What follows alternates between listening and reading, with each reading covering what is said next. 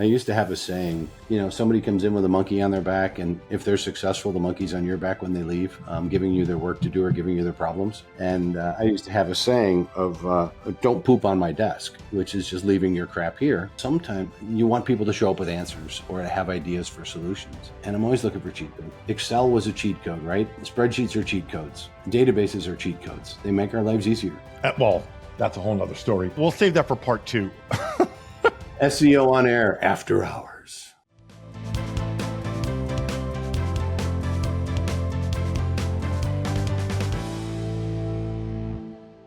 Our guest today is Steve Krull, the Chief Executive Officer and co-founder of Be Found Online, a digital marketing agency where he and his teams have been helping businesses with online visibility for more than 10 years. Steve appreciates the ever-changing digital marketing landscape, consuming and teaching the things he has learned. Steve excels in what he calls Unleadership, which is a belief in good humans, collaboration, and leading by example, while remaining vulnerable and open to new ideas, accepting feedback, and doing good things. I want to hear so much more about Unleadership, but Steve Krull, welcome to the show. Thank you. Thank you so much for having me, Steve. The pleasure is all mine. I know we're going to have an interesting conversation. You and I have talked multiple times offline. We definitely are kindred spirits, and I think it's going to fly by. How about that? Let's hope the rest of the world appreciates all the things that we're going to appreciate during this call. Exactly. If not, it's just me and you. So what?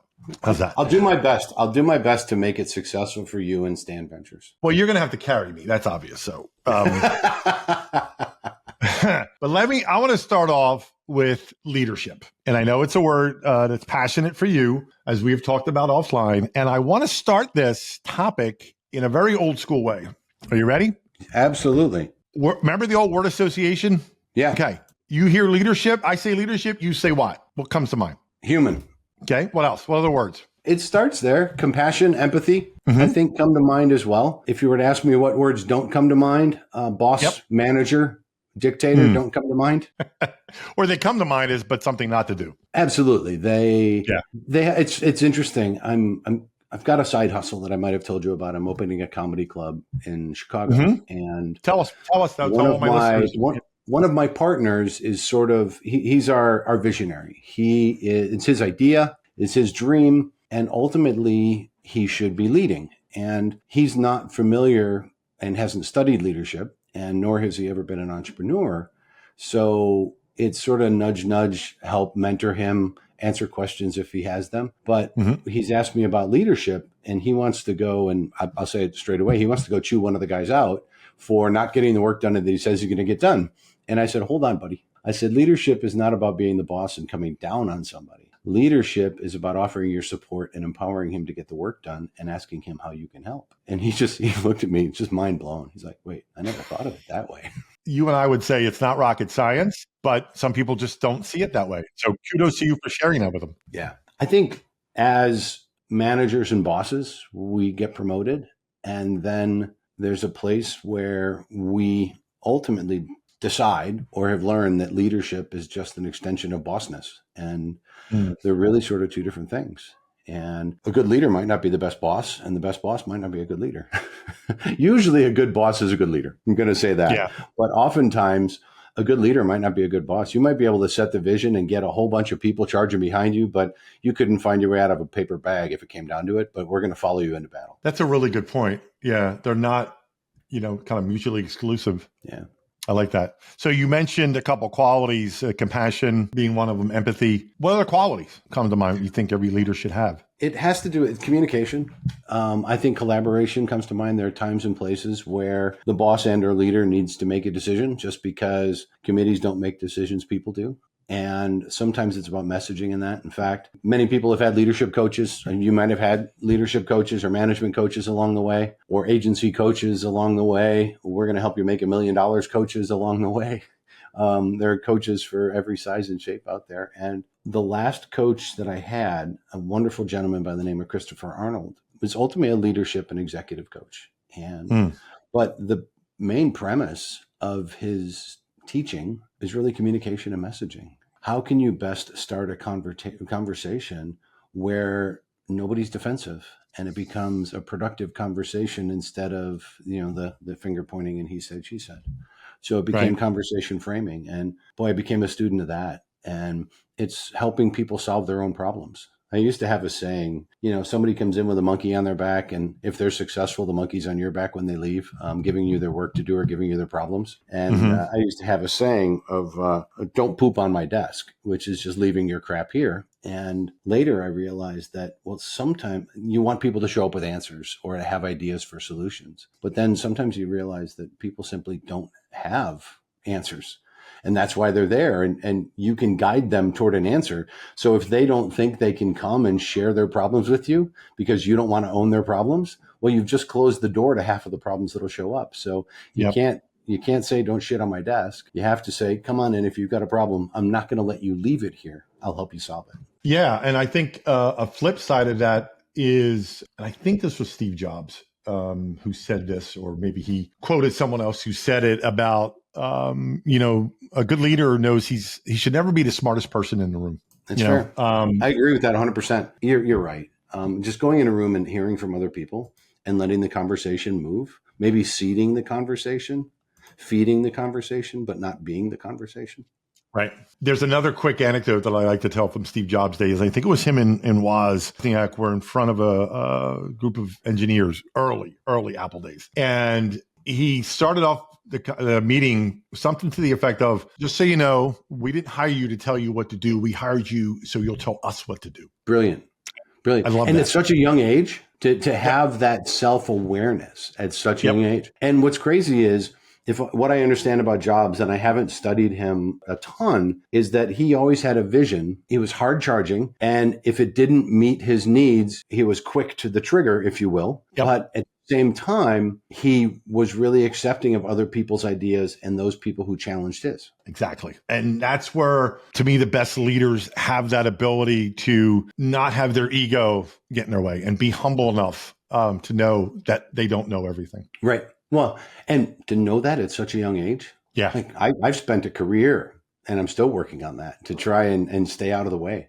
And now a little bit, I think a bit about my backstory, but recently I've become the sole owner of the agency. And it's really, really interesting when the idea of the vision falls only on your shoulders. There's nobody to share that. I won't say there's nobody to share that responsibility with, because I'll share it with the leadership team and ultimately everybody in the company. But it's this idea that you set the vision and get out of the way. Yep. And getting out of the way, and you said it, and I'll say it again, it's the hardest part, is giving people an idea that they can grab onto and then stepping aside to see what is possible. And supporting it. Exactly. Without getting in the way of it. Oh, no, you know what? I'm sorry. You know what? We tried the blue one. That's a horrible way to go. We're not going to do the blue one again.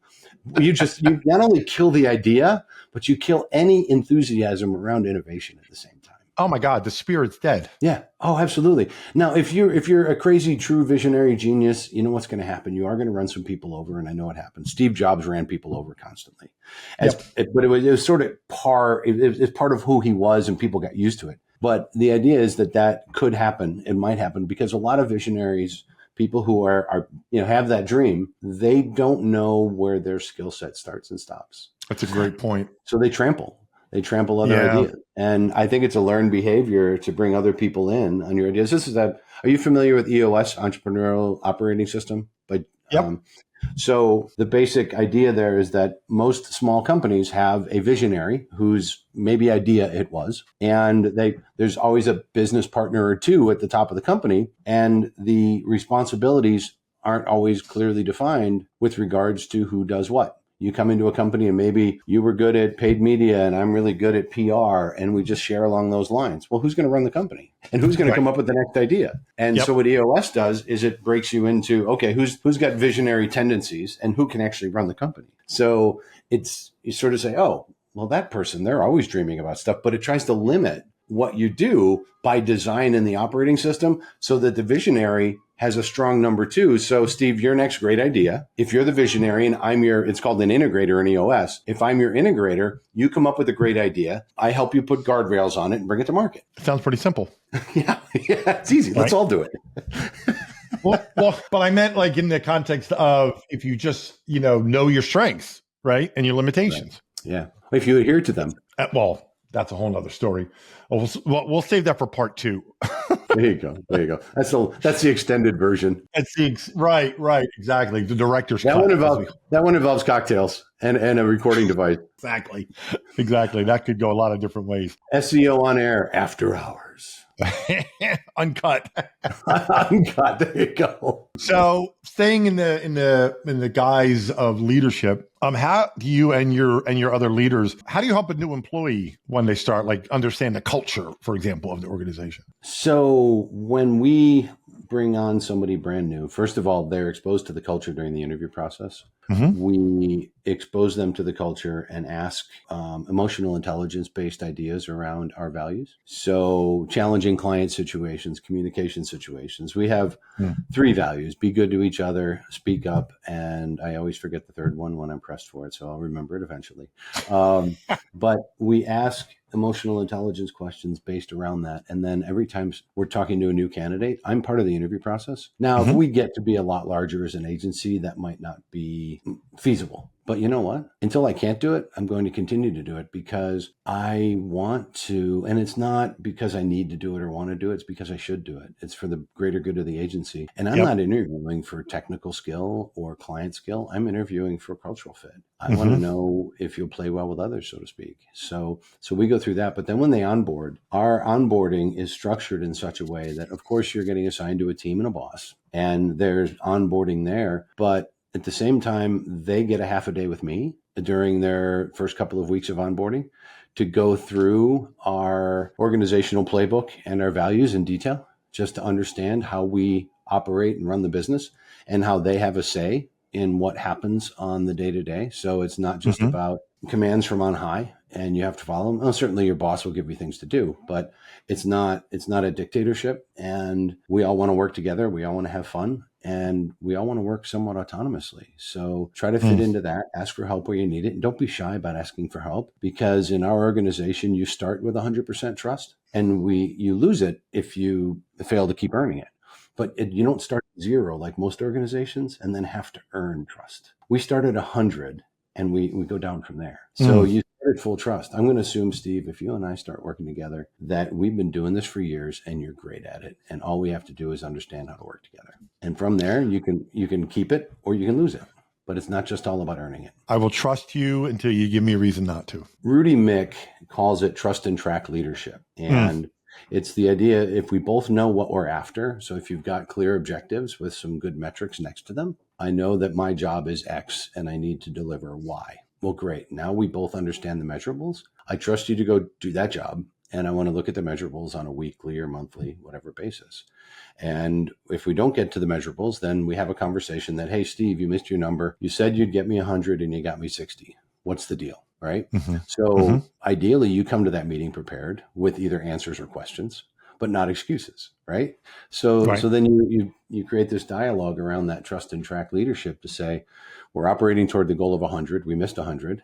And how do we get to 100? And you want to help your employee, your team, get to 100 without A, having to do all the work yourself, or B, coming down on them and belittling them because, oh, darn it, Steve, you told me you'd get to 100. You missed the goal by 40%. I can't believe this. You know, if this doesn't change, you're going to lose your job in 6 weeks. We've all had bosses like that. Oh, yeah. How long do you keep working for those guys or gals? You're not even there the 6 weeks. No, you can get your resume dusted off that night. Right. Right.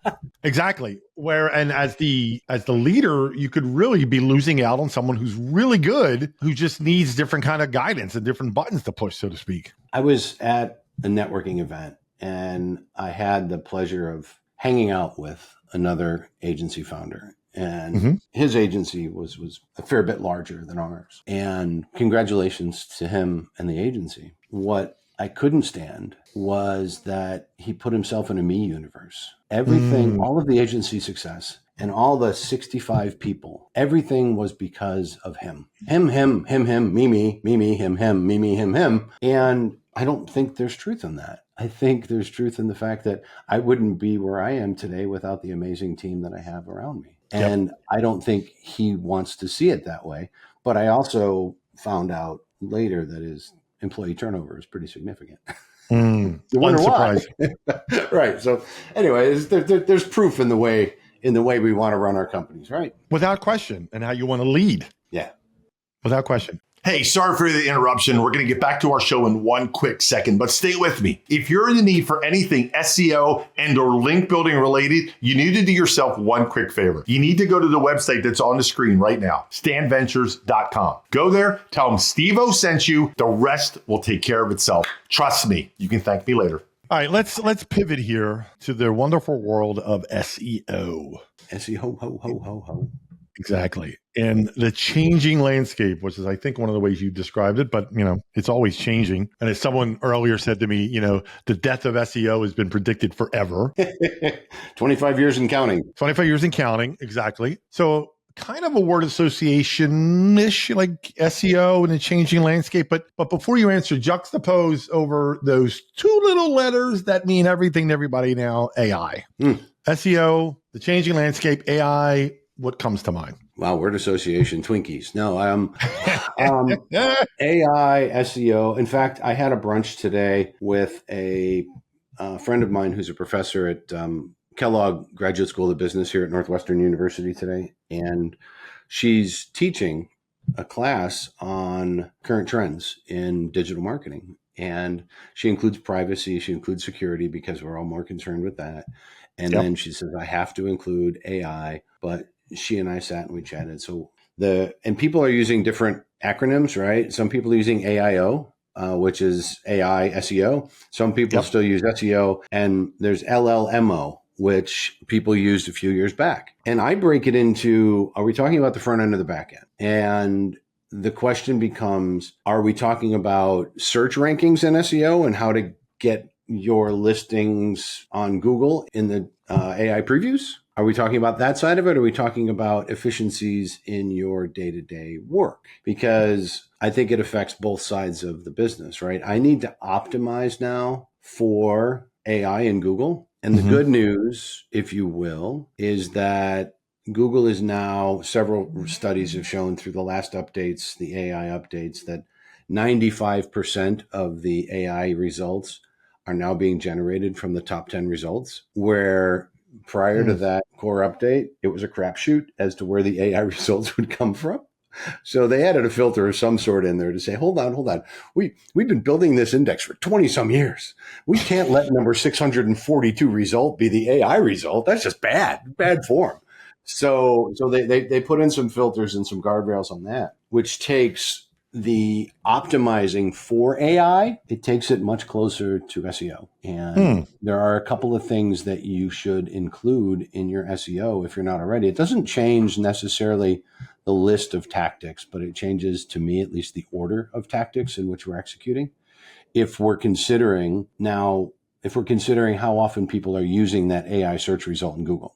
And I say Google, knowing that Perplexity's out there and ChatGPT has a search engine now, and other search engines exist on the planet. But until Google is less than 90% of the global search volume, you're not going to convince me to care a whole lot. Or unless I'm in Russia or China, which have incumbent dominant search engines. And actually, South Korea has a near dominant search engine too that competes with Google. So you've got a few countries around the world that have their own search engines, but for the most part, it's still Google. So we can optimize for others, but we optimize for Google first. But the optimization of Google is, and I read a stat recently that said only 30% of organizations are using schema markup on their sites for SEO. That number is startling to me. Yeah.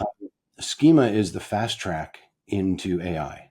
It's also the fast track into improving your search results. Google at its finest hour is still a dumb text reader as far as the crawler goes. But if we insert data into schema and it matches what's on the web page, obviously, that's a structured language that Google can pick up on. It's like we're giving Google eyes into our database, and they can grab it and parse it so much more quickly. I'll have to find the quote and send it your way, but only 30% Okay. 30% of businesses have implemented schema. And schema is huge for AI. The other thing that is huge for AI, and my buddy Andy Crestodina published this in a couple of different ways, but the idea of using human quotes and real citations in your content for AI or for SEO is going to go a long way, because we're already tired of crappy AI content or people that wrote content with AI and didn't spend more than a nickel editing it. Yep. So I know one agency that went from 15 to 0, almost 0 people, and they're back to a dozen people now, because all their clients thought that AI would make their dreams come true, and AI nightmares. There's probably a lot more companies like that you just said. Oh yeah, that figured, oh well, I don't need a staff. No, I'm going to use AI. Give me a kid from college who knows how to use ChatGPT, and let's go to work. Right, more money for me. Yeah. Wow. So you mentioned data a few minutes ago. How do companies can they use data to deliver ROI when it comes to SEO? If you chase down Dale, what's Dale's? I can't think of Dale's last name right now. Dale is talking a ton about. He talks about AI in SEO, but he talks about intent in SEO. Mm-hmm. And I'm teaching a class at local university, and we're talking paid media these days, but intent-based keywords. What are the keywords? It's no longer just about tennis shoes or about ski boots. It's about what is the user's intent with their search. Nobody's searching anymore for straight up ski boots. We're all smarter than that. And so we're building out more complex searches. We're talking to our devices and asking questions. So the data that we collect is now going to inform strategies. And don't get me on my strategy soapbox, because you and I will probably agree that 90% of people I won't put a number on it, but a lot of people misunderstand what strategy is, and they put together a glorified project plan and they say, here's our strategy for next year. Dude, don't get me started. You and I are very much cut from the same cloth. Keep going. So it's this idea that the data that we collect should be used for directional insight, for informing the strategy and the pivots in our strategy. Mm-hmm. A good SEO strategy should assess itself every 90 days and decide if it needs to turn left, right, or keep going straight. And so I want to use the data that comes back. And this is where, when we implement strategy or when I teach strategy, it's about goals, what does success mean, and deadlines, GSD, or getting shit done. I did that intentionally, but I know we have SMART goals and I know we have all these other things out there. But the idea is that I need targets. I need high level targets, right? And then from there, every action that I take, let's say I have a metric. I need to increase revenue by 20%. So I want to go from 20 to $24 million next year. Cool. Well, how the heck am I going to get there, Steve?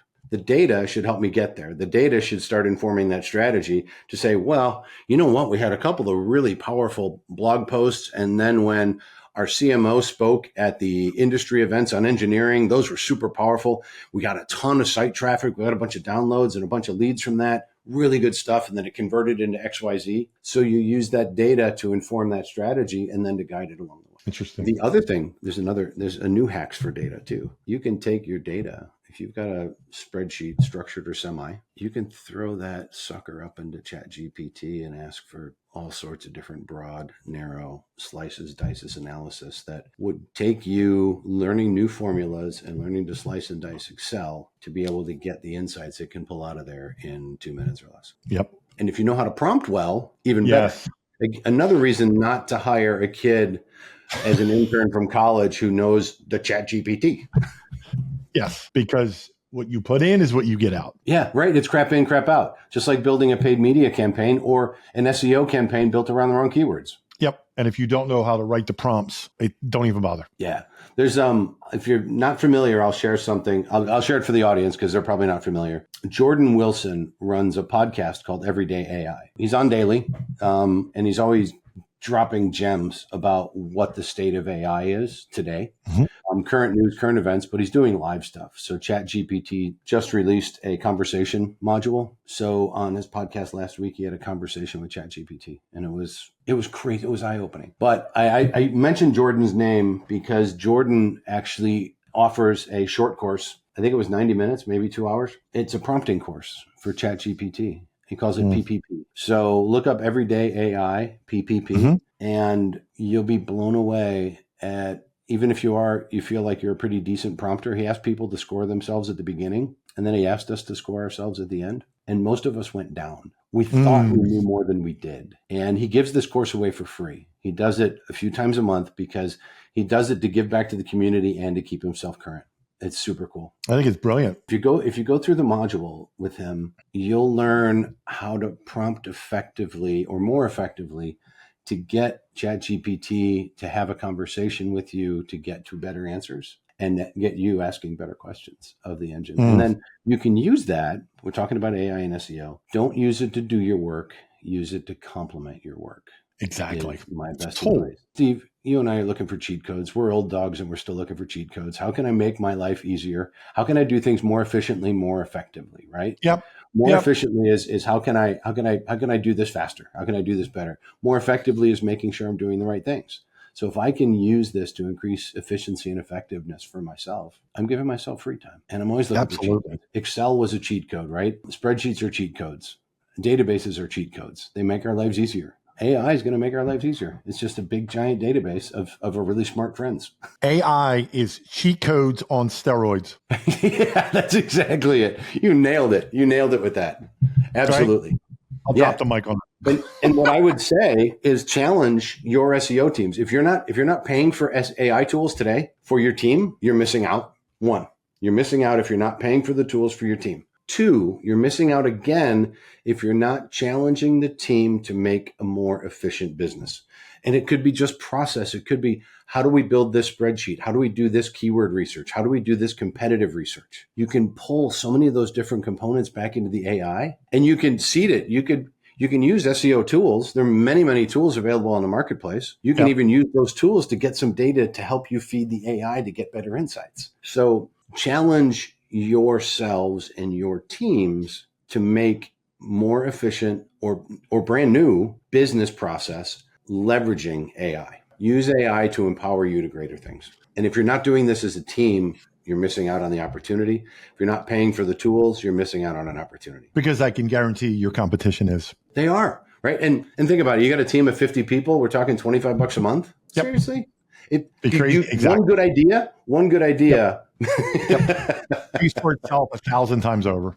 Yeah, absolutely. I know we're coming up against it, but I want to ask you something about SEO. And when we talked offline, you mentioned it should be part of the overall media mix, right? Do you think, or are you finding that our brands, marketers, do they not look at SEO as part of an overall media mix? I'm just curious as to, that's interesting thought. You have, so if I think there's two big silos and then there's a bunch of smaller silos typically. The big silos on the left side of the equation, sort of that SEO and website silo, and in there fits content and content strategy. And then sometimes, and this is a gray one, is organic social, because that usually comes from your content strategy. Mm-hmm. And so you sort of group those together over here. That's my left. It might not be the audience's left, stage left.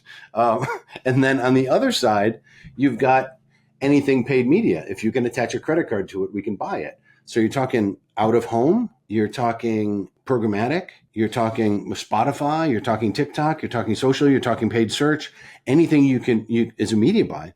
Those tend to sit over here in another camp. And unless either above there, semi-strategically, people are saying, here's the campaign we're running for the next 90 days or the next 6 months, and the information's disseminating, and there's a calendar shared between them. Well, my paid media folks are out here casting their net. Content and SEO are over here doing their work. And if they're not sharing, we're still mixing messages for prospects. So I would love to know, well, the content team is working on this amazing research paper that's going to be ready on March 10th. It's going to drop on March 10th. The paid media team knows nothing about it, and they pick it up in July instead of March. And we've lost 3 months of first mover advantage on our research. And that first mover advantage is critical because the curve's going to go like that. If we're right, like if we think that research is going to make us money, that hockey stick is fast. And we're going to miss out on our hockey stick if we don't tie those two things together. So media planning and media calendaring is, I think, actually, we're going to see a evolution in media planning coming up because I need to know how my channels are each are performing, but I also need to know how they're interacting. And if I can use data-driven attribution to better understand the interactions across the channels, who introduced, who was stuck in the middle, and who converted. You've done this, Steve, that you've got two different channels who are taking credit for the same customers, and they do it constantly. Oh yeah. It fit within my conversion window. It's my money. Marketing attribution is as old as time, right? Yeah. You and I both know that, and you're fighting for the same credit, which I get it, because we all have if you're in one department versus the other, you all have the KPIs. Yeah. So you want the credit. Yep. I get it. Listen, dude, I told you this was going to fly by. Was I right? I told you it would fly by. Absolutely right. Absolutely right. Right. And it has flown by. I absolutely want to do a part 2. There's so many more things I want to talk to you about. I think you're brilliant. I think you have amazing ideas. You're an inspirational leader. And I really look, absolutely. And I look forward to a part 2. But for now, thank you so much for your time. And hopefully, you enjoyed it as much as I did. Dude, this was a blast. I knew it coming in. I was excited. I was thrilled that we were going to sit here and you were going to throw a question out. We were going to lob around for 45 minutes or so. We're just going to record it. Exactly. Everything I expected and more. Yeah. It could have been just you and I just having a chat, similar recording. It wouldn't necessarily be seated with questions and things, but you could grab some of that next time and cut it up. It's all good. It's great. It's wonderful talking to you. Well, listen, my friend, thank you again. Have a great rest of your day. All right. We'll talk soon. Take care, Steve. Thanks again for the opportunity. Hey, I'm the guy from the video you just saw. Thanks for watching. I really appreciate it. Now do yourself a favor. If you haven't already, subscribe to our content. Believe it or not, unconfirmed rumors and reports, you will see an increase in 20% in organic traffic just by subscribing. Okay, maybe not, but it's fun, right? But do yourself a favor, really. Subscribe to our content. You won't be sorry. Thanks.